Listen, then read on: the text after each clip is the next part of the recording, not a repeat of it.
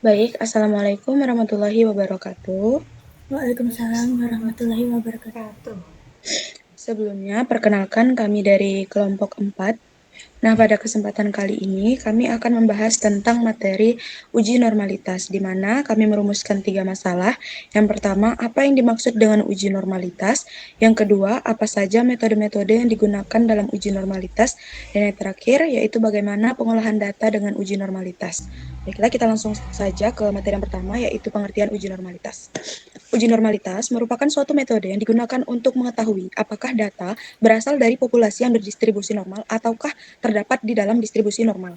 Nah, dalam analisis statistik, uji normalitas menjadi langkah krusial yang digunakan untuk menilai apakah data yang digunakan dalam sebuah penelitian memiliki sebaran yang normal atau tidak. Nah, kepastian mengenai distribusi data ini sangat penting untuk menjamin bahwa data tidak menyimpang secara signifikan dari pola distribusi normal yang diharapkan. Baik, kita lanjut ke materi yang kedua, akan dilanjutkan oleh Winnie Aprilia. Dipersilahkan. Baik, izin melanjutkan. Masuk ke materi yang kedua yaitu metode uji normalitas.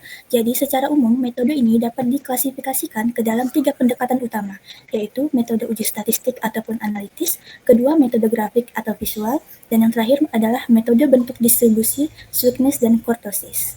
Mari kita bedah satu-satu. Dari yang pertama, yaitu metode uji statistik atau analitis.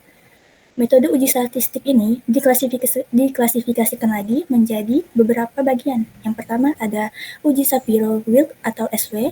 Jadi metode ini merupakan metode yang paling direkomendasikan untuk sampel kecil hingga menengah, yaitu N yang berjumlah kurang dari 50 hingga 100, karena tingkat akurasi dan kepekaannya yang tinggi dalam mendeteksi penyimpangan normalitas. Lanjut, yang kedua ada uji Kolmogorov atau Kolmogorov-Smirnov, yaitu metode ini membandingkan distribusi kumulatif sampel dengan distribusi normal teoritis dan umumnya digunakan untuk data yang berjumlah besar ataupun N lebih besar daripada 50.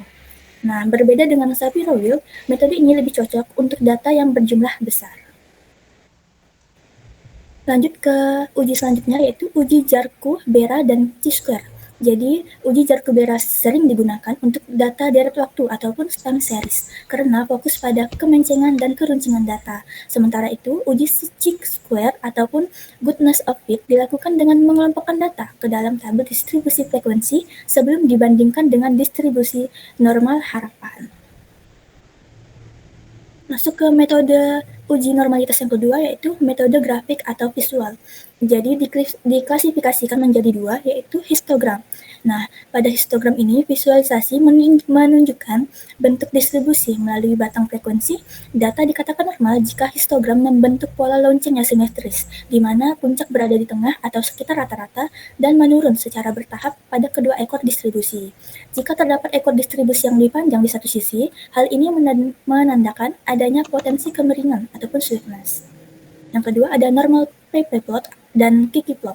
Jadi pada grafik kuantil-kuantil plot ini, data aktual dibandingkan dengan distribusi normal teoritis. Kriteria normalitas pada grafik ini sangat sederhana. Apabila titik-titik data menyebar mengikuti atau berada di sekitar garis diagonal lurus, maka data diasumsikan terdistribusi normal. Sebaliknya, jika titik-titik tersebut menjauh atau membentuk pola melengkung dari garis diagonal, maka terdapat indikasi penyimpangan normalitas atau adanya outlier. Masuk ke metode yang terakhir yaitu metode uji sweetness dan kurtosis. Metode ketiga berfokus pada pengukuran bentuk statistik dari distribusi data. Sweetness mengukur tingkat kemancangan distribusi data, sementara kurtosis mengukur tingkat keruncingan puncak distribusi. Sebuah distribusi dikatakan mendekati normal jika nilai sweetness dan kurtosis tersebut mendekati angka 0. Nilai yang terlalu jauh dari 0 menunjukkan bahwa data terlalu miring ke salah satu sisi, atau memiliki puncak yang terlalu lancip atau landai sehingga tidak memenuhi prasyarat statistik parametrik.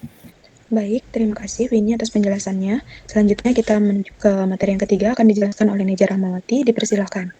Oke, jadi di sini saya ada 15 nilai. Yang pertama 72, 68, 75, 80, dan seterusnya. Nah, untuk menentukan apakah data ini itu nominal, caranya itu dengan dianalis, kemudian deskriptif statik, selanjutnya di explore, dan nah di sini kan ada nilai. Klik di sebelah sini. Kemudian masuk ke plots. Centang di kotak normality plots with test. Jika sudah, klik continue dan klik OK. Nah, di sini sudah langsung muncul di bawah tentang uji tes nominasi tadi. Di sini dia, tes normality. Nah, karena data yang kita gunakan tadi itu hanya 15, maka metode yang sebaiknya digunakan itu adalah Shapiro-Wilk.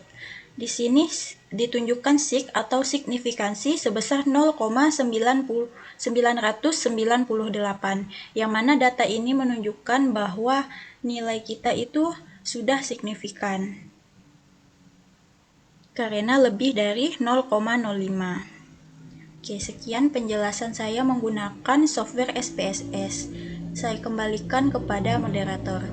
Di mana Neja tadi sudah menjelaskan dengan menggunakan menggunakan aplikasi SPSS, maka di sini saya akan mempresentasikan menggunakan aplikasi Jamovi.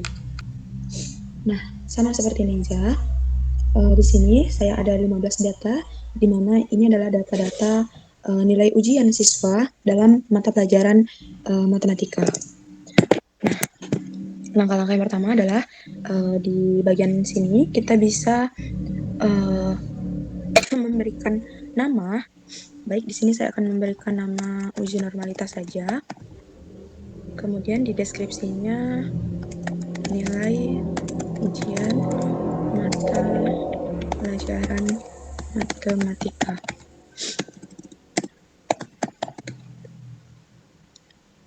Nah, setelah ini kita ke analisis, kemudian exploration, kemudian pilih deskriptif. Nah, di sini kita akan pilih yang uji normalitas tadi yang sudah kita beri nama.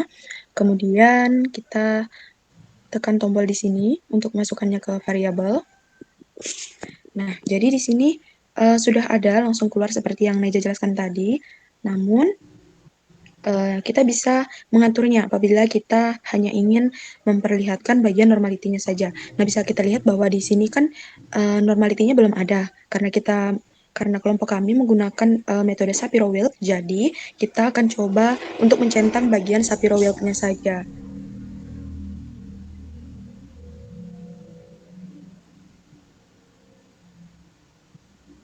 Nah, ada di bagian sini normality, kita tinggal pilih Shapiro-Wilknya. Nah, di sini kan sudah keluar di mana Shapiro-Wilknya ada dua, yang pertama 0,988, di bawahnya juga begitu.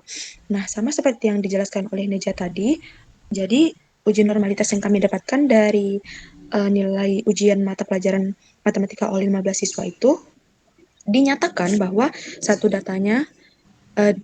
bahwa data yang kami peroleh itu dikatakan mengikuti distribusi normal jika nilai p-value-nya atau nilai signifikasinya lebih besar dari 0,05.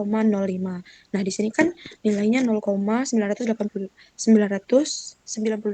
Jadi sudah jelas bahwa di sini nilainya lebih besar dari 0,05. Maka nilai ataupun data yang kami gunakan ini dinyatakan sebagai distribusi normal. Sekian penjelasan dari saya. Pada penjelasan kali ini kan kami sudah menjelaskan di mana ada menggunakan dua cara, yaitu menggunakan aplikasi SPSS juga Jamovi. Nah, di mana pada kedua aplikasi ini ternyata data akhir yang dihasilkan itu ternyata sama. Jadi baik menggunakan Jamovi ataupun SPSS itu hasilnya akan sama.